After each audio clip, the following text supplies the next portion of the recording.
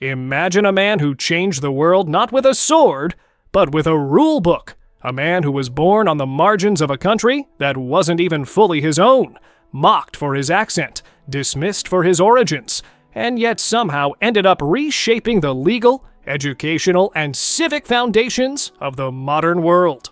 This is not a video about battles. There are plenty of those. This is the story of the Napoleon that history textbooks rush past to get to Waterloo, the administrator, the lawmaker, the psychologist, the paradox. Napoleone Bonaparte was born on August 15, 1769, in Ajaccio, Corsica, an island that had been transferred from the Republic of Genoa to France just 1 year before his birth, making him French almost by bureaucratic accident. His family was minor Corsican nobility, not peasants, but certainly not wealthy. And in the grand theater of 18th century European aristocracy, Corsican minor nobility was roughly equivalent to showing up to a black-tie dinner in a slightly nicer than average jacket. At 9 years old, Napoleon was sent to a military school in mainland France, and that is where the mockery began, swift and merciless, because his French carried a thick Corsican Italian accent that his classmates found endlessly amusing. He responded to ridicule the way all truly dangerous people do, not with tears, but with obsessive, relentless, almost terrifying work. While his classmates socialized, young Napoleon read military history, mathematics, and philosophy, with a focus that bordered on the unsettling. He graduated from the École Militaire in Paris in 1 year, a program designed to take 2, finishing 42nd out of 58 students overall, but first in practical artillery examinations. He was not a perfect student. He was a strategic one. Here is the hinge point of all of history. Without the French Revolution, Napoleon Bonaparte almost certainly dies an obscure artillery officer, perhaps writing bitter poetry about Corsican independence in his spare time. The French Revolution of 1789 did something genuinely radical. It shattered the idea that your birth determined your destiny. Suddenly, the question was not, who is your father? But what can you actually do? For a man like Napoleon, brilliant, ambitious, socially awkward, and deeply resentful of inherited privilege, the revolution was not just a political event. It was a personal invitation. The playing field had been leveled, and Napoleon was about to show everyone exactly what he could do on a level field. He rose with astonishing speed, from junior artillery lieutenant to general at 24, to leader of the Italian campaign at 26, to first consul of France at 30, to emperor at 35. In a pre-revolution world, that career trajectory was simply not a trajectory that existed. What made him extraordinary wasn't just courage or charisma, it was his ability to process information faster than almost anyone around him, to hold multiple complex situations in his mind simultaneously, and to project absolute confidence even when he privately harbored deep uncertainty.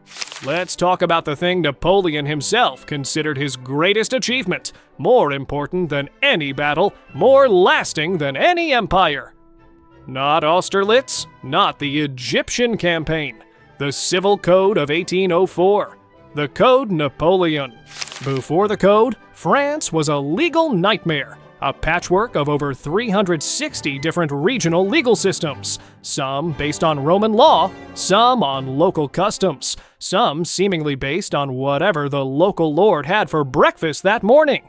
The Napoleonic Code swept all of that away and replaced it with a single, coherent, secular legal system built on 3 revolutionary principles: equality of all citizens before the law, protection of private property, and the complete separation of church authority from civil law. This was not just a French reform. Today, the Napoleonic Code, or legal systems directly derived from it, forms the foundation of civil law in France, Spain, Italy, Portugal, Romania, Louisiana, Quebec, most of Latin America, and large parts of Africa and the Middle East. We are talking about billions of people living under a legal framework that traces directly back to Napoleon's desk. The code also made it dramatically harder for aristocratic privilege to reassert itself, because under the code, your land could not simply be seized by a lord. Your contracts were legally enforceable regardless of your social class, and your sons could not be imprisoned without due process. These ideas feel obvious to us now. In 1804, they were revolutionary. The code was just the beginning. Napoleon reorganized French society from the ground up with an efficiency that would make a modern management consultant weep with professional envy. He standardized and promoted the metric system across his empire: meters, kilograms, liters, creating a unified measurement language that eventually most of the world adopted. The notable exception being, of course, the United States, which remained steadfastly committed to measuring things in units apparently chosen at random. He created the Légion d'honneur in 1802, a national order of merit open to any French citizen, regardless of birth, who demonstrated exceptional service to the state. A revolutionary idea that honor should be earned, not inherited. Over 1 million people have received it since.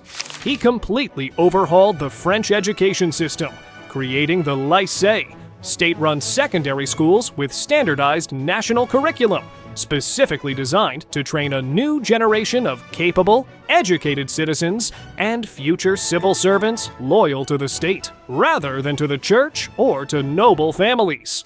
He also established the Banque de France, created the Office of Prefect to organize regional administration, and built a national road network that made France one of the most efficiently governed countries on Earth, all while simultaneously running several of history's most complex military campaigns.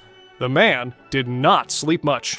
Now let's address the most persistent myth in all of modern history: the idea that Napoleon Bonaparte was unusually short, the original diagnosis of what psychologists would later mockingly call the Napoleon complex. Napoleon was recorded at 5 feet 6 inches in French measurement, which translates to approximately 5 feet 7 inches in modern imperial measurement. That was slightly above the average height of a French man in his era. He was not short.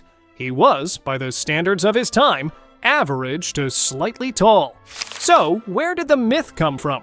2 places. First, his nickname among his soldiers was Le Petit Caporal, meaning the little corporal, which was a term of deep affection and camaraderie, not a description of physical stature. Second, and more importantly, British propaganda. The British caricaturist James Gilray produced dozens of viciously effective cartoons depicting Napoleon as a tiny, tantrum-throwing tyrant. And because Britain was at war with France and controlled significant media influence, these images spread across Europe and embedded themselves into popular consciousness so deeply that we are still repeating them 200 years later. Propaganda works. Make a note of that. And now we arrive at the paradox that gives this video its name. Napoleon Bonaparte was the most perfect product of the French Revolution. A man of no significant birth who rose entirely on talent and ambition in a system that had just declared talent and ambition to be the only legitimate sources of power. And then, having risen to the top of the most radical democratic revolution in modern history, he crowned himself emperor in a ceremony of such extravagant monarchical pageantry that the old aristocracy he had theoretically replaced must have watched with deeply confused feelings. He didn't destroy the revolution's ideals. He institutionalized them, codified them into law, exported them across Europe at the point of a bayonet, and then wrapped himself in the trappings of the very monarchical system those ideals had toppled.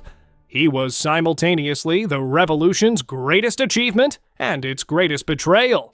The Napoleonic Code still governs billions of lives. The metric system measures almost everything on Earth. The Lycée model still educates French children. The Légion d'honneur still honors exceptional citizens. The man has been dead for over 200 years, and his civilian fingerprints are still on the architecture of the modern world. Not bad for a boy who was mocked for his accent.